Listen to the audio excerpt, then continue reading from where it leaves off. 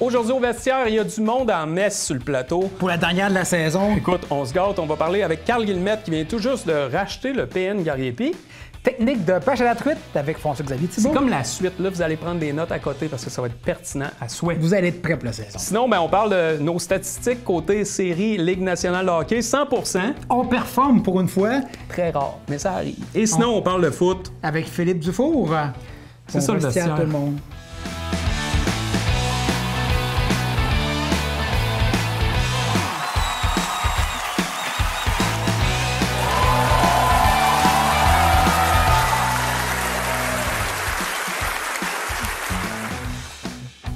Le vestiaire vous est présenté par Hyundai Jean-Roch Thibault et Microbrasserie Charlevoix.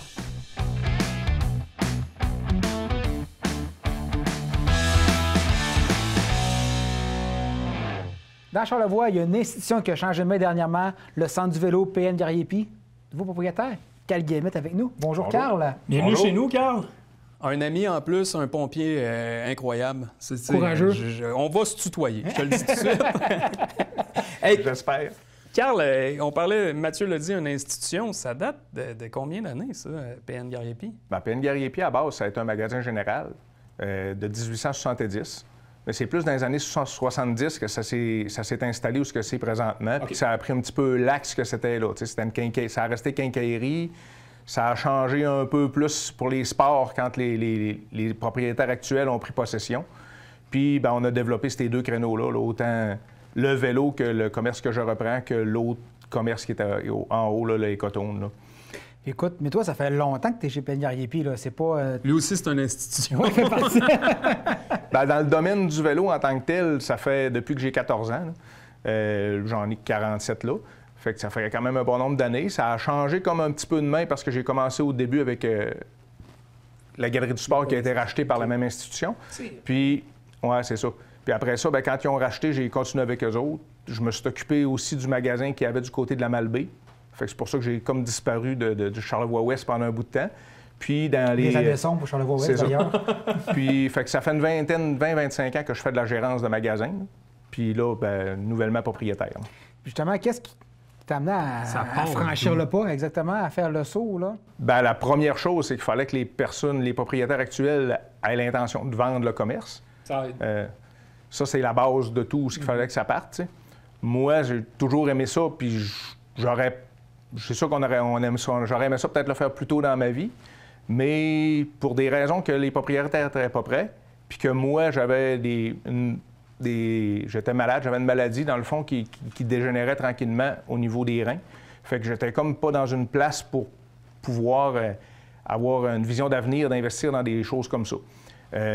Par contre, j'ai été très chanceux. En 2024, j'ai eu une greffe de rein qui s'est super bien passée. Fait que là, ma santé s'est vraiment beaucoup améliorée. Puis ça a été comme coordonné ensemble. Là, ça a été une belle occasion de le faire, que les propriétaires étaient prêts en même temps que moi, ma santé était meilleure. Fait que la réflexion a été de dire, je peux-tu maintenant? C'est-tu assez stable? Les médecins ont dit oui. Après ça, on a regardé l'intérêt. J'ai-tu encore assez d'intérêt pour ça? Évidemment, je me voyais pas faire autre chose que ça. J'ai fait ça toute ma vie, puis j'adore ça. Fait j'ai réussi avec les intervenants locaux, là, la MRC, la SADC, tout ça qui m'ont très bien accompagné. Là. Il y a du bon support pour ça, pour les gens qui veulent se lancer. C'est hallucinant parce que je connais Carl avant, puis là, on parle de la greffe et tout ça, mais je le savais même pas avant que je pense que ça arrive, son opération, tellement qu'il en a pas parlé, ça paraissait... Toi, tu vas dire que oui, ça paraissait, mais pour nous autres, ça paraissait pas. Toujours vaillant, toujours le premier sur le call, toujours prêt à aider. Fait que de le voir qu'on en arrive là aujourd'hui, est-ce que tu irais à dire que c'est un peu, pas grâce à ça, mais ça fait partie de ton cheminement, puis c'est arrivé, puis finalement, regarde, t'as pu à... Ah, c'est bien évident. Si ça serait pas arrivé, j'aurais pas pu faire ça là. Ah. C'est le point le plus fort, c'est ça. Il y a l'argent aussi, ça, c'est un autre point. On dit que ça, un détail, on me dit que ça aide, là. Mais il y a beaucoup de moyens là, pour les gens qui veulent devenir entrepreneurs, qui ont la fibre un peu en eux autres, puis qui hésitent. C'est que il y a des choses qui peuvent être faisables, là, même quand on pense que c'est pas faisable. Tantôt, tu as parlé hors d'onde. Ça reste un commerce de proximité. Ouais. Puis toi, tu as décidé de ne pas avoir de site web, pas avoir de site web de vente en ligne. Qu'est-ce qui motive cette décision-là? Bien, ça a toujours été un peu ça, notre point fort. C'est que oui, c'est un commerce de proximité, puis on a vraiment travaillé fort tout le temps sur le service à la clientèle. On fait affaire avec des gens du coin, on les croise un peu partout.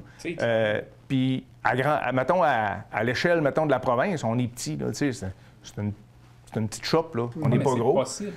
Mais c'est possible d'être viable, c'est possible d'être rentable, mais ce qui est intéressant, c'est que c'est possible de donner beaucoup de services et de l'attention aux clients, comparativement des fois à des grandes surfaces.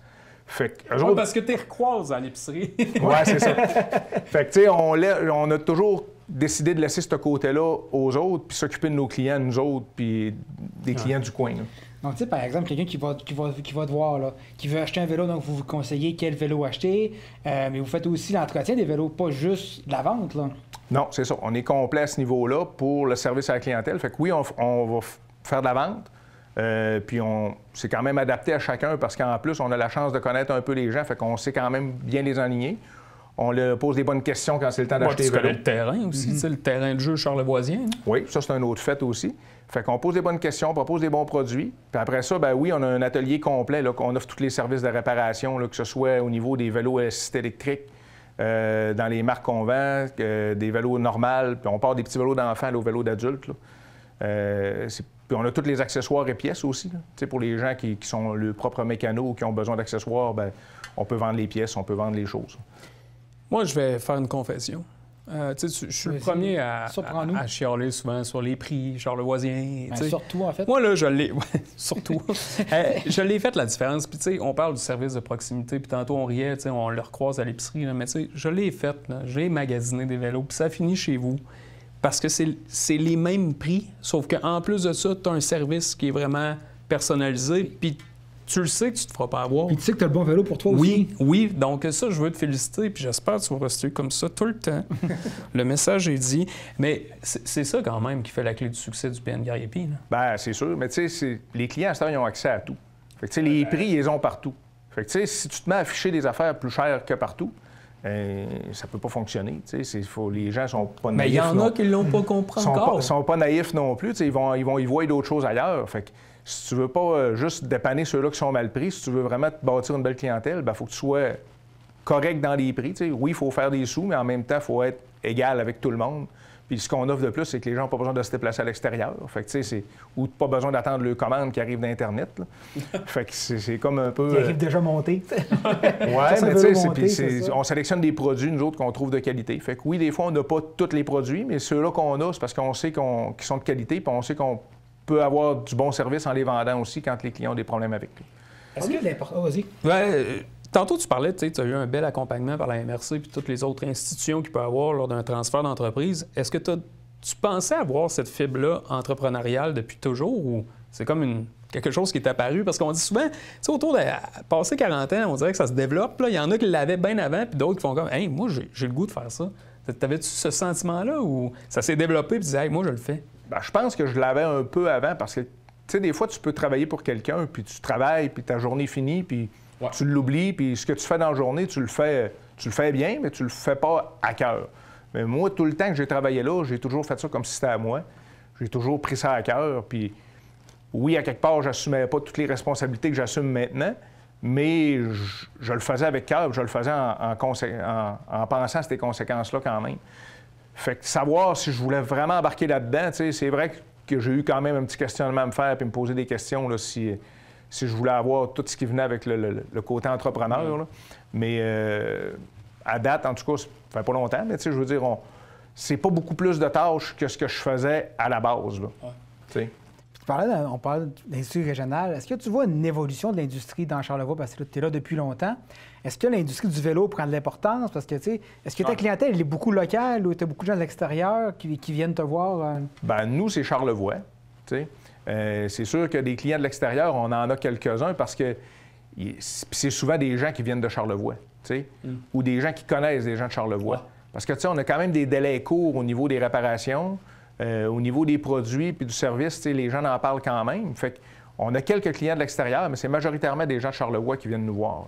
Puis un peu le côté évolution, c'est que là, le vélo est mis de l'avant partout. comme moyen de transport, comme un exercice qui est bon pour la santé puis qui est bon pour le corps aussi, puisqu'il n'y a pas d'impact. Fait que, tu sais, les gens se dirigent beaucoup envers ça. Puis la grosse évolution qui est arrivée, c'est le vélo assisté électrique, là, qui a donné l'opportunité à des gens qui... Mais il faut faire attention, parce que c'est pas juste ta clientèle-là, là, mais les gens qui étaient moins en forme ou plus âgés, qui avaient abandonné le sport, sont revenus. Puis tu as aussi tous les gens qui sont plus jeunes, mais qui veulent un peu plus d'intensité. Ah, qui veulent juste faire des descentes, puis c'est leur moyen de monter plus vite. Là. Ben, c'est ça. Tu travailles quand même autant, mais tu es capable d'en faire plus. Ou tu vas plus loin, tu vas explorer, tu changes tes randonnées. Les gens disent, dans Charlevoix, les parcours sont durs. Oui, mais avec un assisté, Charlevoix devient plat, là. C'est comme... Je le sais, j'ai pas les moyens. C'est juste ça l'enfer. Non, mais pour vrai, c'est vrai que le vélo a changé, mais j'ai l'impression qu'il y a tellement de monde qui en fait maintenant, là. On fait le tour rapidement, puis il y en a beaucoup. Là. Il y a plus de pistes aussi pour en faire. Il y a plus de lieux aménagés. Je pense que ça doit faire partie aussi le côté de l'effervescence. Hein? Le marché présentement est beaucoup dans la montagne. En tout cas, pour Charlevoix, je dirais en général, mais dans Charlevoix, beaucoup plus. Puis c'est la cause, c'est qu'ils ont développé des sentiers. T'as le sentier, t'as le Genévrier qui ont toujours eu des belles pistes qui étaient là, qui ont rendu ça maintenant beaucoup plus accessible au public. T'as le sentier des Mines au niveau de Saint-Urbain qui a été développé puis qui s'est coté parmi les plus beaux sentiers au Québec par les gens qui font un peu les influenceurs de vélo. T'as les cimes qui ont été développées, la Haute du Gouffre. Tu peux te faire Surjoyeuse du côté de la Malbaie. Une semaine au complet dans Charlevoix avec des pistes complètement différentes. Oui. Puis le côté piste cyclable, ils ont fait du gros travail de ce côté-là. Mais c'est quand même pas facile avec le terrain qu'on a de rendre des sentiers intéressants. Ouais. Il y a un moment donné, il va y avoir une côte. Oui, c'est ça. Carl, en terminant, qu'est-ce que tu as comme plan pour le futur de PN Carrier-Py? Bien, c'est d'assurer ce qu'on a déjà de fait, là, de maintenir ce qu'on a déjà de fait puis le solidifier pour être capable de le garder longtemps. Il y a des petits enjeux au niveau des ressources humaines un peu partout. Fait que, ça, on va travailler fort là-dessus. Puis... peut-être d'éduquer le public à emmener le vélo l'hiver au lieu de... ça, c'est le point fort, tu sais.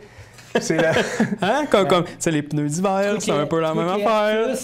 C'est que, tu sais, les gens, des fois, ils sont surpris quand ils arrivent au mois de mars, puis ils disent « Hein, vous avez 5 jours, hein? Vous avez 10 jours d'attente pour les vélos et les réparations. » Ce qui est quand même pas si pire quand même quand tu compares. C'est juste que tout le monde est en même temps. C'est ça. Fait que, tu sais, les gens, ils pensent un peu comme leur souffleuse l'hiver quand la première tempête arrive. Mais tu sais, là, on commence tranquillement en vendant les vélos, puis maintenant, je profite de l'opportunité pour le dire, c'est que, tu sais, pensez quand vous terminez votre saison de l'apporter. Ouais. Nous autres, dans le fond, notre saison, si on veut améliorer quelque chose au magasin, c'est d'être capable d'avoir une stabilité un peu à l'année. Puis tu sais, le fat bike, c'est quand même marginal comme pratique. Fait que si les gens pensent à la fin de la saison d'apporter le vélo, faire le mise au point, ben tu sais, ils vont arriver au printemps, ils n'auront pas d'attente. Puis nous, ça nous permet d'avoir un petit peu plus de travail durant l'hiver. Puis à quelque part, on a le temps de bien faire les choses pendant qu'on le fait, parce que c'est l'hiver, puis on a un peu plus de temps, fait qu'on fait des... Non, c'est sûr. Petite parenthèse, la mise au point du vélo, même si on ne fait pas de vélo extrême, c'est quand même important de la faire annuellement. Ben oui, par prévention, parce que, tu sais, des fois, il y a des pièces qui vont user, des pièces qui vont se briser ou qui vont...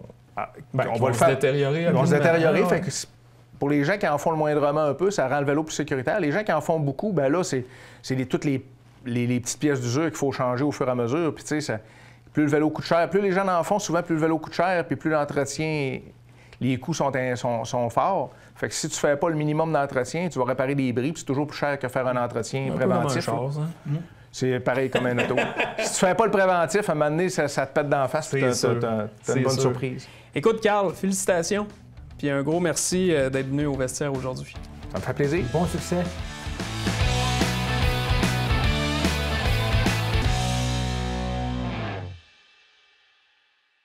Nous sommes maintenant rendus à la portion chasse et pêche avec nul autre que FX. FX, tes 2 dernières chroniques étaient incroyables.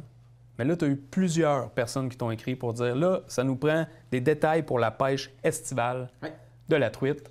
Et je suis le premier. Réponds aux milliers de commentaires. Je suis le premier parce que...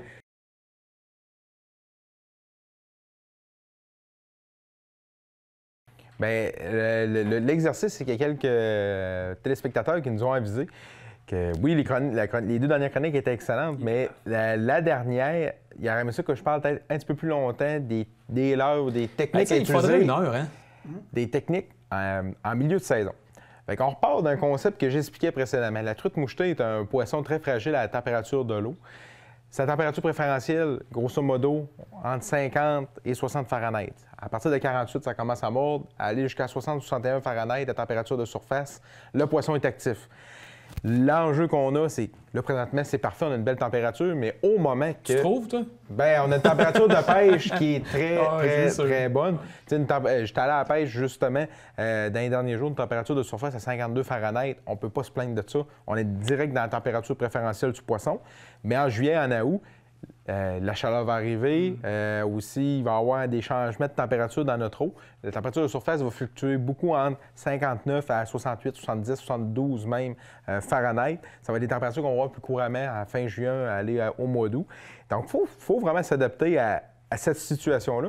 Et la truite mouchetée, il y a plusieurs manières de berner ce poisson-là, de le taquiner, mais on peut y aller soit avec une cuillère ondulante, le montage classique, que j'ai expliqué à maintes reprises, qui part d'une cuillère comme attracteur avec un long bas de ligne derrière pour présenter un leurre ou un ver de terre.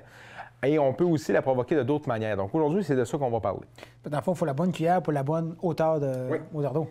Fait qu'aujourd'hui, j'apporte des exemples concrets qu'un pêcheur peut amener dans son coffre. On va commencer par le plus populaire. Oui, la Toronto Wobbler est très populaire en 2,5 pouces et en 3 pouces, mais quelqu'un qui veut descendre sa présentation beaucoup plus creuse, exemple des lacs avec des grandes baies, des lacs avec de la profondeur, on parle des fosses de 20, 30, 40, voire même 50 pieds. Ça ne veut pas dire que le poisson se tient dans 50 pieds, mais le but, c'est de passer à traîne dans ces secteurs-là, mais dans la zone où la température d'eau est bonne. Tu ne veux pas voir ton leurre sur le bord de l'eau. Exact. Exemple, je suis au sonore, je suis en train. Je suis dans 45 pieds d'eau, mais le poisson est en suspension. Il n'est pas au fond, il n'est pas en surface. Il est entre 10 et 25 pieds, mettons. Qu'est-ce que je vais faire? Bien, je vais utiliser une Toronto Wobbler, exemple, d'une grosseur de 4 pouces, qui va permettre de descendre beaucoup plus dans la colonne d'eau à vitesse de traîne modérée, qu'on parle entre 0,9 000 à l'heure à 1,3 000 à l'heure. Donc ça va être un des plus passe-partout, autant pour pêcher dans la région, dans des grands plans d'eau, les Monts-Valin, la Côte-Nord. Ça, c'est un produit que je recommande depuis plusieurs années. Ça, c'est ton passe-partout. Bien, si on veut caler, si on veut vraiment aller dans une présentation beaucoup plus subtile, mais en profondeur. Le fait qu'il y a ce cabossé, est-ce que ça change quelque chose versus une quai plane? Oui, très bon point. Du côté, exemple, d'une cuillère ondulante qui va avoir un fini argenté, ou or cuivre ou or ou même noir, qui est lisse, va avoir un éclat qui est plus intermittent, plus sporadique, qui va faire un jet, mais un grand jet de lumière, de manière aléatoire. Comparativement à un martelet qui va faire plusieurs petits jets, une mais boule constamment. dans l'eau. Oui, un peu le même principe. Ça imite beaucoup des écailles de poisson. Puis ça, j'aime beaucoup ça pour aller chercher la curiosité du poisson, vraiment amener du réalisme dans mon approche. Je travaille beaucoup plus avec des cuillères martelées maintenant. Depuis 5-6 ans, je travaille beaucoup avec ça, puis j'ai beaucoup de succès quand je travaille avec des Toronto. Notamment, on parle aussi de d'autres cuillères qui peuvent être très versatiles, très polyvalentes, que ceux du début de saison en fin de saison. Une qui est beaucoup plus légère, mais qui est très exceptionnelle en frais de rendement, ça va être la Magic, la Saint-Maurice. C'est un produit, à l'époque justement que je travaillais chez Coton, à Baie-Saint-Paul, on en a vendu des tonnes de copies. Je n'ai dû en vendre des milliers au fil des années. La Saint-Maurice, c'est un hybride entre une cuillère large de type Lake Clear et une Toronto Wobbler. On voit ici la différence. Un petit peu plus large qu'une Toronto, mais moins longue. Va te permettre d'avoir une action beaucoup plus subtile, mais à la fois provocatrice, surtout à des vitesses variées. Si on varie beaucoup notre vitesse, elle va te donner une action différente. Elle se fait en simple épaisseur, mais aussi en double épaisseur de type Magnum pour descendre plus creux. Donc, exemple, de 2 à 4 pieds, voire même jusqu'à 18 pieds, on est capable de tirer notre épingle de jeu avec cette cuillère-là. Toutefois, c'est toujours bon, comme j'explique, de varier nos cuillères, de ne pas avoir toujours le même modèle. Là. Mais je regarde les couleurs, là, parce que tu sais, on en parle là-dessus aussi. Tu es tout dans les couleurs vives, là. Oui. C'est ça que tu veux aussi, là. Bien, c'est soit que j'y vais de manière naturelle avec une couleur standard, exemple argent, cuivre, argent, doré, des choses comme ça. Sinon, j'aime beaucoup compléter mon arsenal avec des variances de couleurs très prononcées, notamment. Ça ici, c'est une Lake Clear. La Lake Clear est une des cuillères les plus vendues au Québec pour la pêche à la truite mouchetée. C'est un classique. C'est produit au Québec, c'est fait à Sherbrooke. Ça a une renommée internationale pour la pêche au salmonidé. Cette cuillère-là, elle se fait en taille double épaisseur, donc plus épaisse, le modèle Deep, qui pèse 3/5 d'once, il va nous permettre, à vitesse très faible, entre 0,5 000 à l'heure et 1,1 000 à l'heure, d'aller chercher de la grande profondeur. On l'a dans plusieurs couleurs, puis c'est pour ça que je les ai amenés en studio. On a un exemple, le bleu et le rose. Le bleu est la couleur que je considère la plus versatile. Elle se voit de très loin, même en profondeur.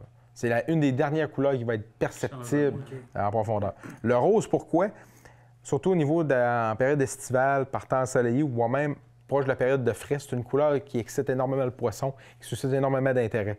Donc, la Lake Clear Deep, couleur bleu et rose, c'est une combinaison que j'adore énormément. Maintenant, on va poursuivre avec une couleur souvent que les gens me posent beaucoup de questions quand là-dedans je travaille en magasin et quand je guide à la pêche, c'est la combinaison orange et noir.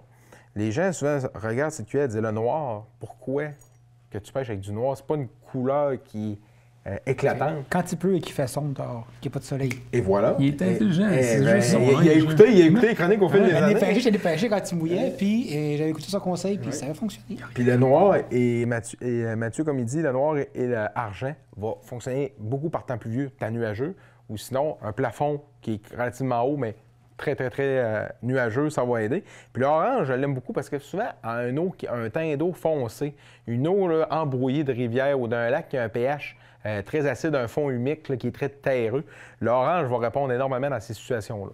Donc, c'est un contraste que j'aime beaucoup utiliser, que ce soit en début de saison ou en fin de saison. Puis en double épaisseur, ça donne une forte chance.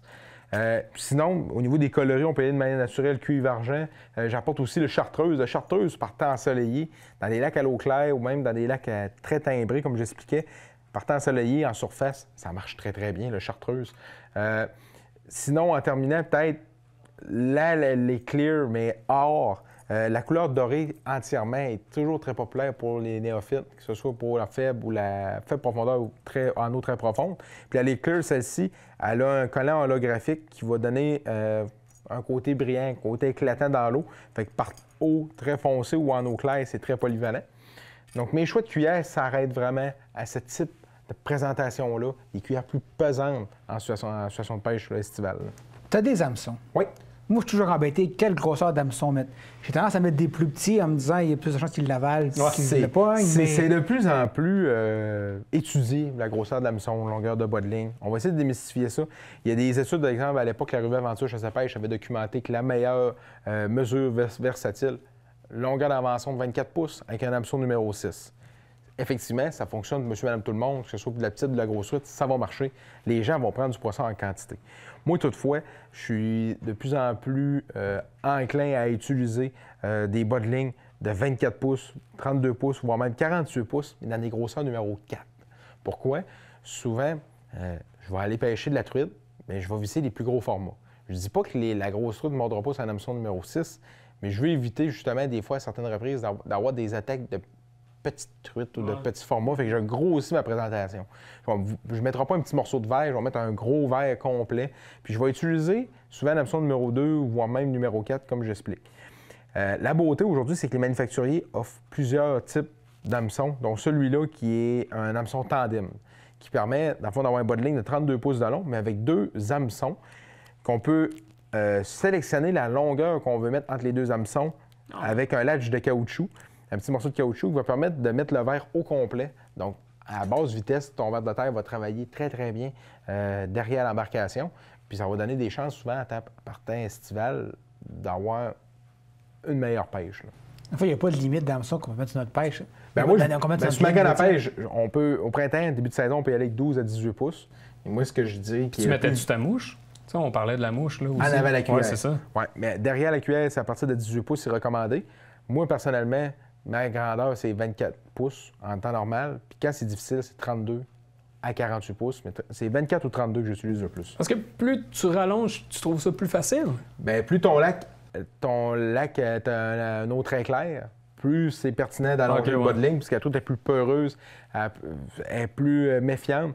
Donc souvent, je vais utiliser un plus long bas de ligne. Puis quand l'eau est plus chaude, la truite est moins rapide, elle est moins affamée. Donc, plus tu allonges ton bas de ligne, plus ça donne des chances de prendre la truite qui est un petit peu moins active. Fait que si on pêche proche du fond, à basse vitesse, ça va donner des chances. En terminant, les vers de terre de Robert, là, Oui.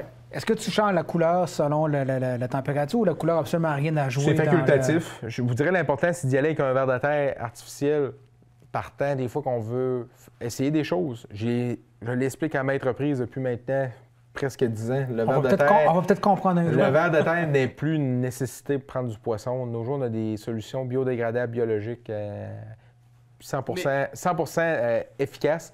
Je vais vous donner quelques exemples. Vous avez le Pinch Crawler, qui est le produit le plus vendu en magasin aux quatre coins de la province pour la truite mouchetée.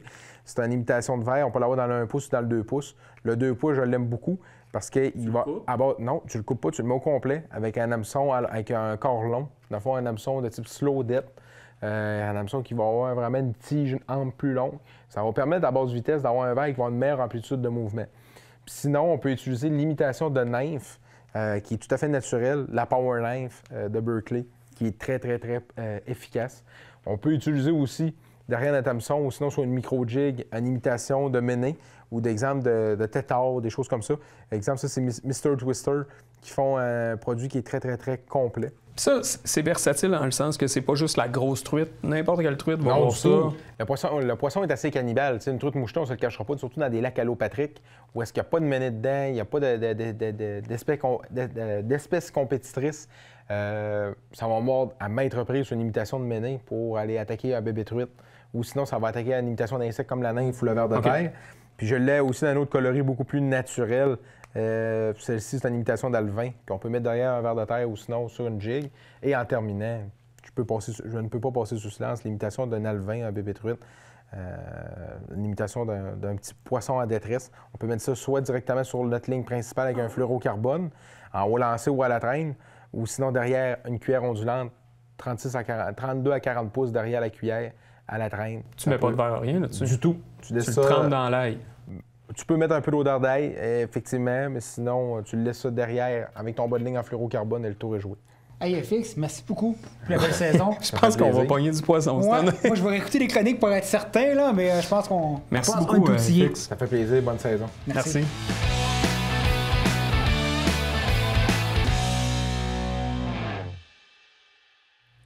Pour une dernière fois cette saison, on parle de sport majeur. On va commencer avec tout seigneur, tout honneur. 3e ronde des séries. Hey, qui l'eût cru? Nous sommes parfaits en prédiction. Sérieux, là, cette saison-là, là, sauf toutes les autres saisons, on est quasiment à 100% depuis le début. Même dans les matchs, c'est très serré. On a les bonnes équipes à bonne place. On avait prédit la finale.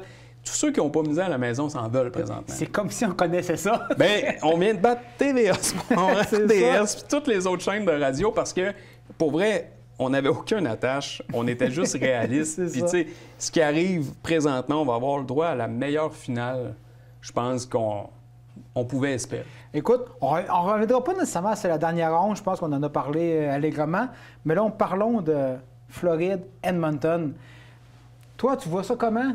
Eh bien, moi, j'espère, là, mettons qu'on parle pour le spectacle, d'aller jusqu'en 7, puis ça finit au Canada. On ramène la Coupe au Canada, c'est Edmonton qui remporte. Sur un but de McDavid, évidemment. Ben, McJesus, on va l'appeler McJesus, parce que là, on prend tous pour les Hallers, je pense. Il n'y a personne qui va prendre pour tête de pu en Floride. Ton préféré, je l'haïs. Je l'haïs, puis tu sais, je veux pas que Marchand gagne.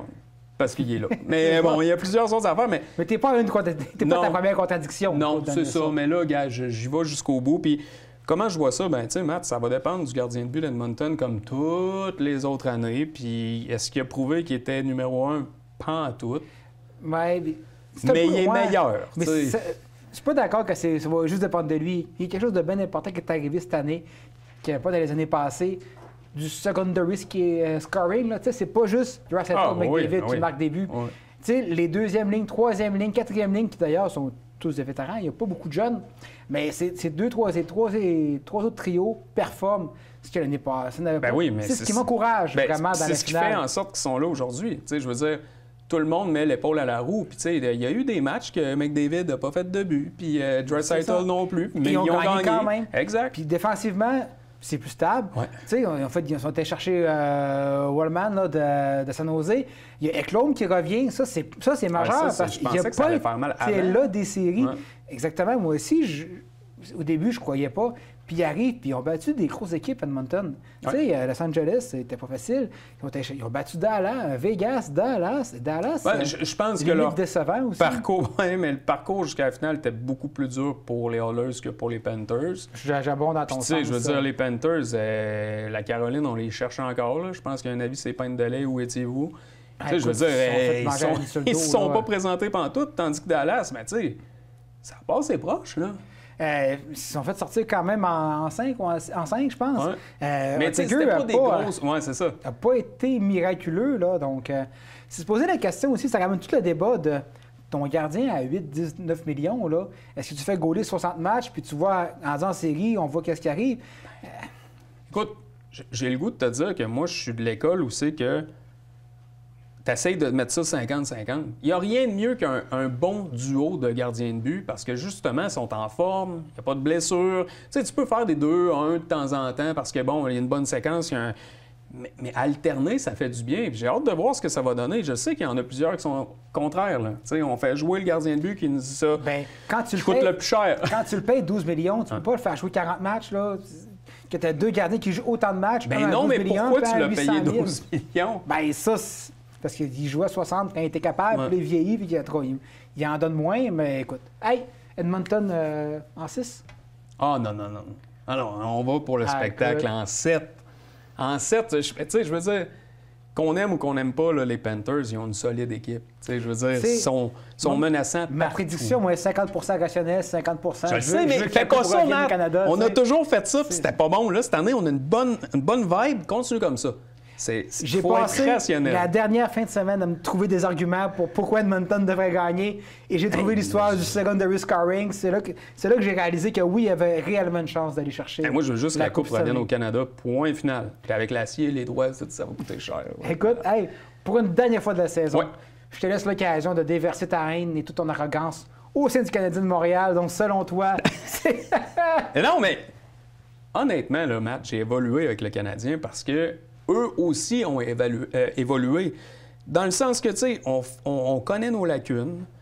On a essayé des choses que les autres clubs ne font pas. Puis, tu sais, je te parlais souvent de Martin Saint-Louis là-dedans. Out of the box, effectivement. D'ailleurs, puis, tu sais, je vais même te parler aussi de Pascal Vincent avec le Rocket qui a fait une job incroyable. J'ai bien peur que le Canadien va le perdre, puis ça serait tannant un peu. Mais écoute, oui, ça va pas bien, la série contre les Checkers. Oui, mais tu sais... écoute, t'as-tu vu le club? C'est un club de vétérans. Exact. Donc, tu sais, ils ont fait des bons ajouts. Tu sais, on a vu la transformation au sein de l'organisation, puis c'était là que ça partait. Là. Tu sais, je veux dire, peu importe. Oui, puis les joueurs qui ont, mais tu sais, ils font le travail. C'est juste que des fois, il ne faut juste pas les surévaluer. Il faut être rationnel. Il faut les encadrer. Oui. Tu sais, ils ont un bon premier trio, deux bons jeunes défenseurs. Tu sais, déjà, ton corps est déjà bien ancré pour les prochaines années. Il reste à l'entourer. Puis je pense que c'est une des missions, entre autres, de Ken Hughes, d'aller chercher un deuxième centre. Ouais. Parce que là, Demidov, tu ne vas pas le faire n'importe qui parce que tu veux l'aider le plus possible. Donc, selon toi, c'est quoi la meilleure voie, selon toi? Agent libre? C'est-tu une transaction? Moi, je pense que c'est les joueurs autonomes qui s'en viennent. D'aller chercher vraiment le joueur qui fit. Puis tu sais, je te parle même pas la liste des top 3 là, des meilleurs joueurs ou Marner. Si tu l'as, tant mieux. N'importe qui va prendre Marner. C'est pas Marner. Mais tu ne peux pas payer 12 millions. Non, mais tu sais, le Canadien a des choix. Le Canadien a de l'argent. Puis ils peuvent faire des échanges aussi. Moi, je crois vraiment bien. Je crois plus à la transaction qu'au marché des agents libres. Moi, je pense qu'il va y avoir un peu des deux. Il n'y a pas le fit parfait, en bon français, des agents libres pour le Canadien. Je pense que c'est plus une transaction. Ils ont 2 choix de première ronde. Ils ont quand même... Ah non, mais ils ont tellement de matériel. Qui ont une certaine valeur, pas beaucoup, mais qui ont une certaine valeur à Laval. Je pense que, à mon avis, ça va passer plus par une transaction. Mais je pense qu'il va y avoir les deux. Puis c'est ça que je te disais tantôt. La transaction ou la signature d'un joueur autonome, bien, ça va être peut-être un joueur qu'on n'attendait pas en tout, mais qui fit. Il y a des équipes là, qui ont des styles de jeu. Comme Boston, dans leurs bonnes années, allait chercher tel joueur parce qu'il correspondait à l'identité du club. Il faut juste l'identifier, justement, c'est quoi notre force. Je pense que c'est la vitesse. Bien, d'y aller avec ça puis de continuer dans cette direction-là. Puis le Canadien a vraiment été équipé pour longtemps. Puis moi, je pense qu'il manque aussi un Trent Frederic de ce monde, tu sais, un agitateur, mais là. buteur. C'est ça, tu sais, un tannant qui Gallagher avant. Ouais, mais plus gros. Oui. Tu sais, qui est capable de. On s'entend, là. Tu sais, oui. Deux Gallagher par-dessus l'autre, là. Non, mais je suis d'accord avec toi. Il manque ce type de joueur-là au Canadien. Puis il a aussi remplacé David Savard parce que, tu sais, je te l'ai mentionné à plusieurs reprises, ça prend un vétéran. Ça prend quelqu'un qui en a vu d'autres. Ça prend quelqu'un qui a fait des matchs de série. Parce qu'on l'a vu, là, Montréal, le problème en série, c'est qu'ils ont comme tous été surpris en même temps. Là. Oh! Ça va vite. Ben, tu sais, il en faut un qui est dans la chambre qui va le dire « Hey, les boys! » Ça va aller vite. Là. Un qui faisait les jeux clés quand c'était le temps. Tu sais, quand c'était le temps de se coucher sa rondelle pour gagner du temps, il se couchait sa rondelle. Oui, quand c'était le temps de se coucher devant un lancer, il se couchait devant un lancer. Tu sais, qui saisissait le moment. C'était un anglicisme. Oui, mais qui va tout donner puis qui va le montrer, qui va donner l'exemple aux jeunes. Je pense que c'est ça que ça prend pour le Canadien. Mais après ça, tu sais, je veux dire, sky's the limit dans ce cas-là. Ils ont vraiment... Je aussi, Matheson, dernière année, est-ce que tu veux l'avoir à long terme? Est-ce que tu le gardes? Est-ce que c'est un profil que tu as... Tu sais, tu as Lenotson en premier, qui est déjà sa première paire. Est-ce que tu as besoin d'un Madison? Je pense que tu as besoin d'un gars grossir? Ça va dépendre de ce qu'ils font cet été. Aussi. Qu'est-ce qu'il va vouloir comme contrat aussi? Oui, mais il va t'avoir une méchante saison.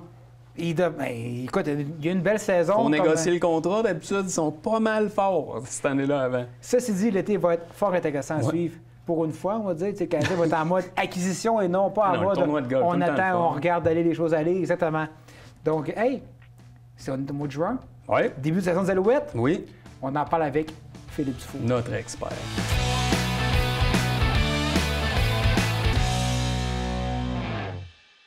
Phil, merci de venir. T'es rendu un habitué maintenant. Merci beaucoup de votre accueil, messieurs. Toujours un plaisir d'être là. Un ami du vestiaire. Un vrai de vrai chouchou. Phil, qui dit juin, dit football. Exact. CFL.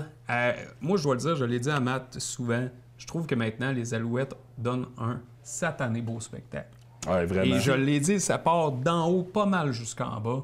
Puis ça paraît. Je sais pas si toi tu le ressens aussi ou tu as toujours été un fan des oiseaux, là, mais... On a un engouement incroyable, surtout avec Danny Machocha qui est venu. Beaucoup de Québécois qui sont arrivés dans l'équipe. On va vraiment chercher l'équipe des Québécois, puis on le sent de plus en plus. Le stade est toujours de plus en plus plein. La super saison 2023 qu'on a vue qui a fini par la grosse coupe. Fait que je pense qu'avec le noyau de joueurs qu'on a, on peut s'attendre encore à une super saison. L'équipe est redevenue respectable. Puis l'équipe aussi, chaque année, la Coupe Grey, c'est un objectif réaliste. Exact. Année, je pense que c'est encore le cas. Qu'est-ce que tu en penses, toi? Ah oui, clairement, avec les joueurs clés qui reviennent un peu partout, autant défensivement qu'à l'offensive. On regardait les matchs pré-saison. On n'avait pas une température qui était...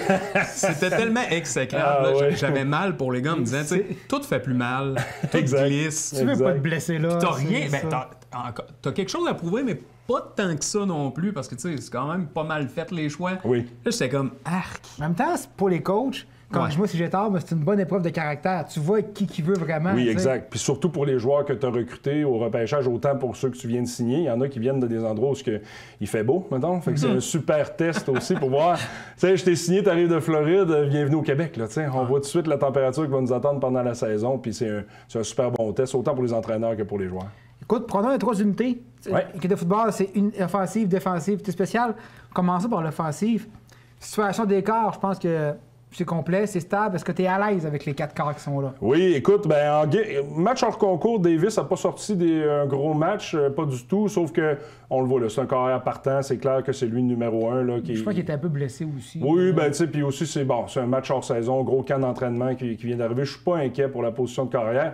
Ma grosse surprise du camp, Evans, carrière, qui a eu des répétitions de top qualité. Il revenait d'une grosse blessure en plus.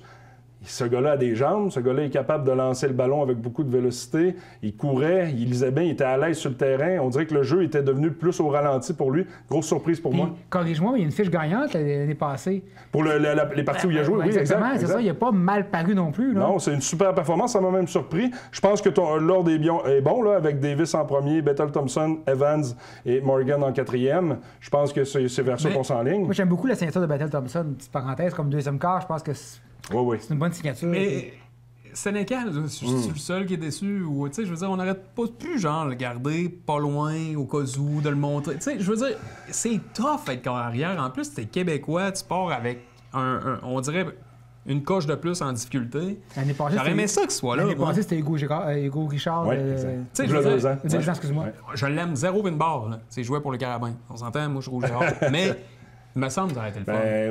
Je suis d'accord avec toi, puis je pense que pour beaucoup de gens, on aurait aimé ça le voir continuer plus longtemps dans l'aventure, mais ça a dû être une décision incroyablement difficile pour Danny Machocha. On se rappelle, c'est lui qui l'avait recruté là, avec les Carabins en plus. Et il va le chercher au draft, il gaspille. Il utilise un choix sur lui, tout en sachant que c'est très difficile pour les carrières canadiens de continuer à performer. Je me demande pourquoi décision très difficile. Ben, j'imagine que... C'est un noyau qui est bien rempli, des chaises qui sont déjà comblées. Écoute, c'est l'expérience aussi qu'on veut aller chercher. Comme recrue cette année, il aurait été peut-être sur l'équipe de pratique, beaucoup de choses à apprendre.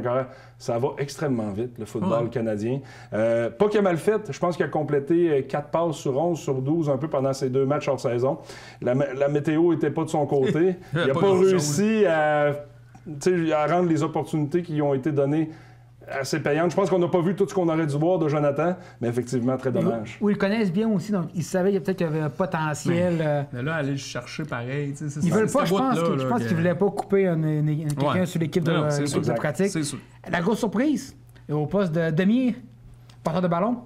Oui, ben en fait, on a vu... exact. Et je pense qu'il est revenu plus ou moins en forme, notre ami Fletcher.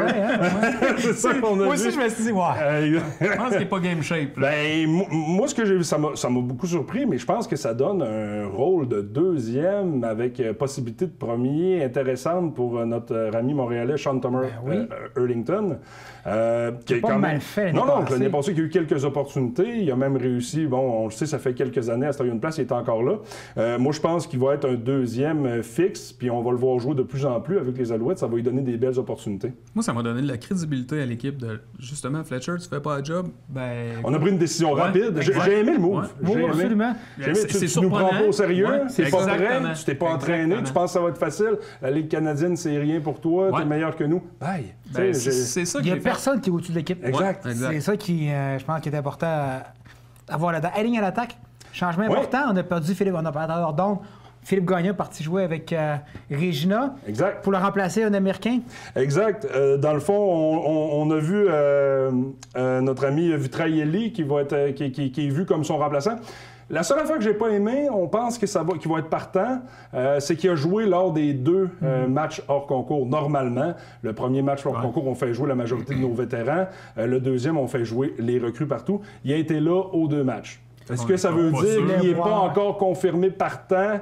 Je pense qu'il va être partant. On l'a vu, là, c'est le seul, c'est le meilleur qui nous reste pour remplir la position en ce moment, donc ça devrait être lui. Mais le fait qu'il ait joué les 2 matchs, les entraîneurs avaient peut-être des choses à confirmer. On n'avait peut-être pas aimé son camp. On avait peut-être des choses qu'on voulait voir plus de lui.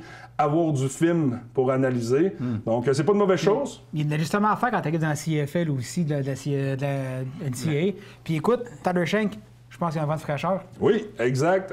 Écoute, on a été chercher un gars solide. C'est un gars robuste. C'est un gars qui se blesse pas. On l'a vu dans NCAA, là, il n'a jamais calé blessé, je pense, un seul match de toute sa carrière. Un gros bonhomme, ça va être un super bloqueur. Là. Danny l'aime beaucoup. C'est pas pour rien qu'il est allé chercher le tour au repêchage. Super acquisition sur la ligne offensive. Hein. Je pense qu'on va le voir quelques matchs cette année. Clairement. L'année prochaine, il va être partant, je pense. Oui, très rapidement. C'est toi qui as l'expérience du terrain, mais tu as levé un bon point tantôt. C'est quoi, selon toi, le plus difficile, faire le saut de la Ligue canadienne aux États-Unis, mettons, sur un terrain là, NFL, ou l'inverse? C'est l'inverse. Ouais? C'est l'inverse parce que ceux qui ont évolué dans le système de jeu canadien au rang scolaire, c'est le système américain. Donc, les gens qui sont issus du football canadien ont tous déjà joué du football à 4 essais, ont tous déjà joué sur les lignes avec aucune verge entre les deux. Donc, ceux qui sont issus du système canadien connaissent les 2 façons de jouer. On commence avec les règles canadiennes seulement rendues au niveau universitaire. Tandis que si tu commences aux États-Unis, que ce soit l'école secondaire jusqu'à la NCAA, tu as toujours évolué dans le système américain. Fait que de passer d'un système américain plus robuste, 4 essais, beaucoup plus de courses, pas de verge entre les 2 lignes. Passer au système canadien, 3 essais seulement, c'est seulement de la passe, beaucoup plus d'unités spéciales. C'est une très grosse marche. Là. Toi qui es joueur de ligne, c'est quoi la différence? Qu'est-ce que pour toi, comme dans la préparation, la verge que tu dois donner avec le ballon versus la NFL, qu'est-ce que ça influence dans ton jeu? Pourquoi la marche est si grosse entre les 2? C'est gros parce que la verge donne un avantage aux joueurs de ligne défensive dans le sens où il y a au moins 2 ou 3 pas d'avance pour passer son move qu'on appelle. Donc, sur une protection de passe, par exemple, il va mettre ses mains sur le joueur de ligne, il va passer son move par en dessous, par au-dessus. Là, il a le temps de le préparer avec sa verge. Il arrive avec plus d'élan, il arrive plus rapide. Donc, ça donne un certain avantage aux joueurs de ligne défensive. puis dans un système comme la ligne canadienne où on lance beaucoup le ballon. C'est pour ça que les joueurs de ligne défensive sont moins gros, beaucoup plus athlétiques, beaucoup plus rapides. Puis pour un joueur de ligne qui est habitué à l'aspect robuste de la game à 4 essais avec beaucoup de courses, tu peux pas avoir beaucoup de poids en surplus, je vous dirais. Le jeu est très rapide, il faut être très athlétique. Là. Donc, à la maison, moi et Philippe, on va vous montrer comment... Mais écoute, puis toi, t'en penses quoi? T'sais, moi, pendant longtemps, là, avant que les Alouettes, tout ça, je me disais, pourquoi on vire pas ça, nous autres aussi, à 4 essais?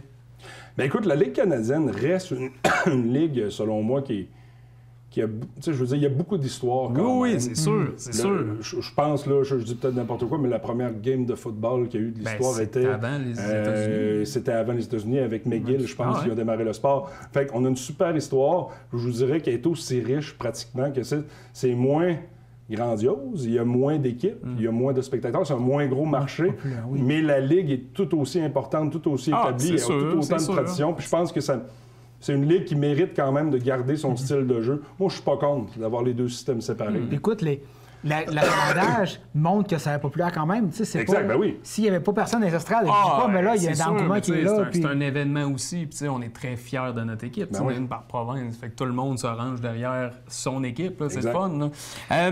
On continue à faire l'autopsie. Oui. Jeu au sol, bon, on en a parlé rapidement tantôt. Moi, ma question, c'était vraiment par rapport à Thomas Erlington. Oui.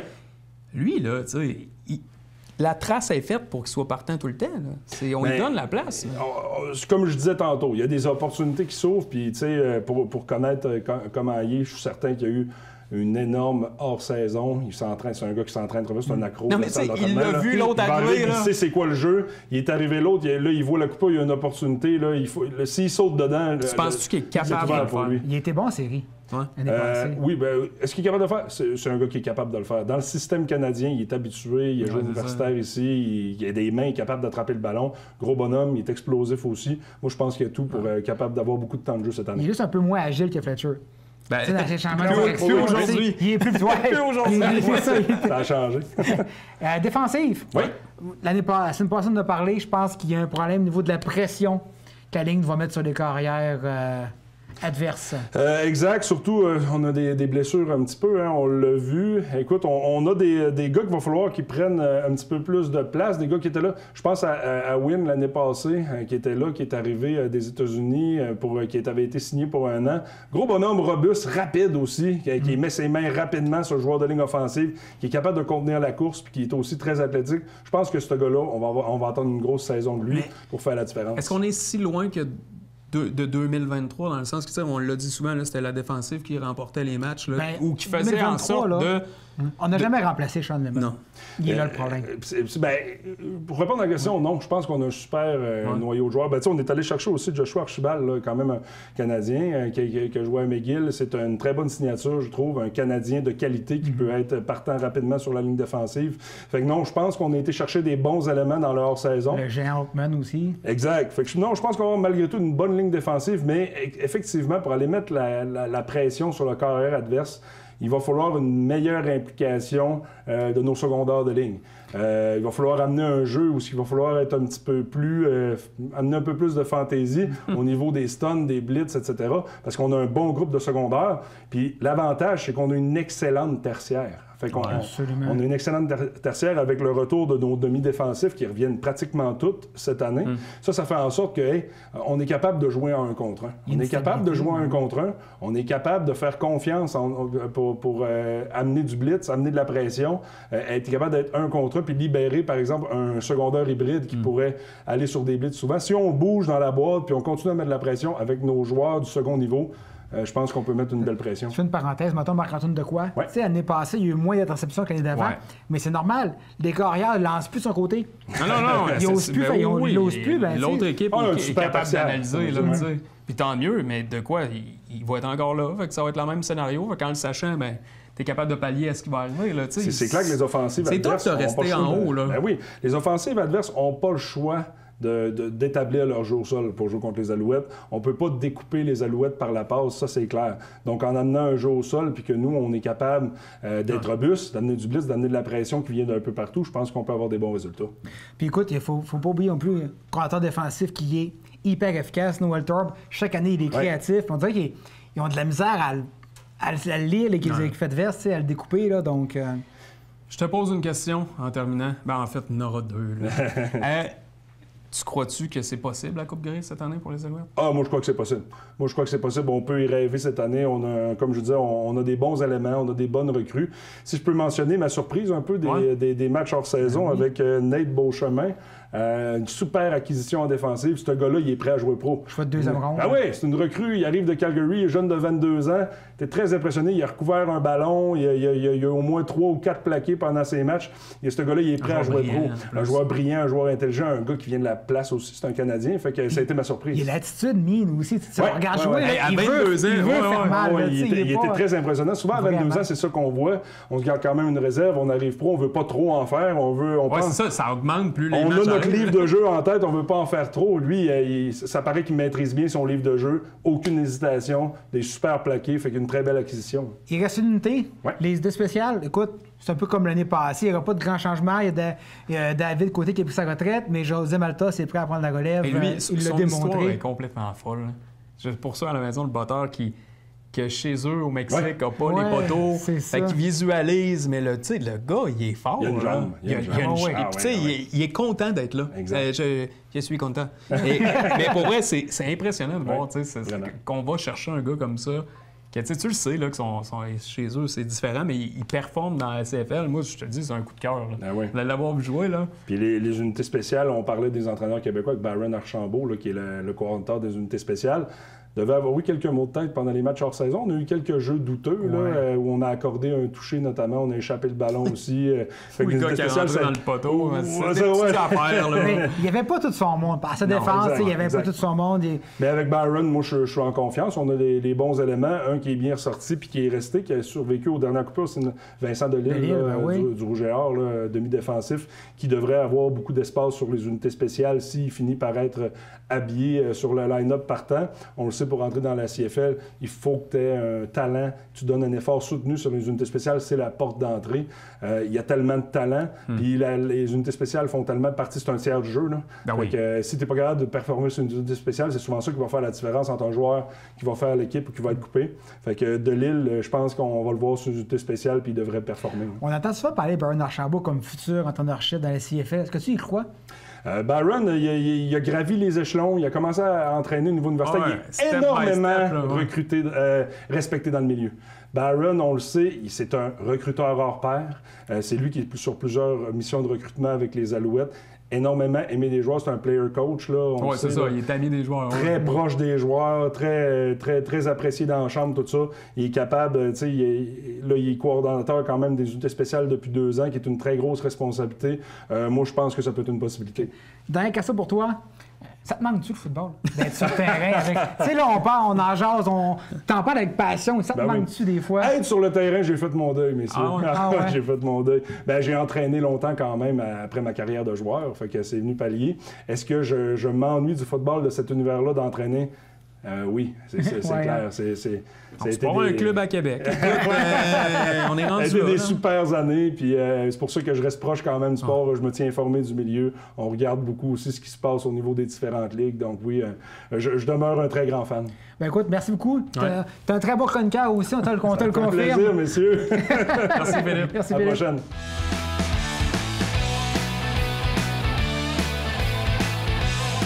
C'est ce qui complète la plus récente saison du vestiaire. Philippe, je pense que tu as quelque chose à nous annoncer. Oui, bien, ce sera ma dernière participation au vestiaire aux côtés de Mathieu. J'étais juste plus capable, mesdames et messieurs. C'est lourd de le côtoyer aux 2 semaines. Mais là, rassure-nous, c'est pas un scandale qui va sortir bientôt. Non, il n'y a là, pas de scandale, pas d'hashtag MeToo. Matt, je t'aime beaucoup. Et j'en profite pour remercier tout le monde à la maison qui ont été des fidèles depuis le début du vestiaire, mais surtout à l'équipe technique qui a fait en sorte que on était qu'on paraissait quand même bien à la télévision. On était quand même très, très jolis à la télé. Alors, merci pour cette expérience exceptionnelle TVCO. J'ai adoré mon séjour ici. Et ben moi, je vous dis à bientôt, un coin de rue, à l'épicerie ou chez vous, Matt. Hey, merci à toi, Phil. Puis nous, on se revoit la prochaine saison.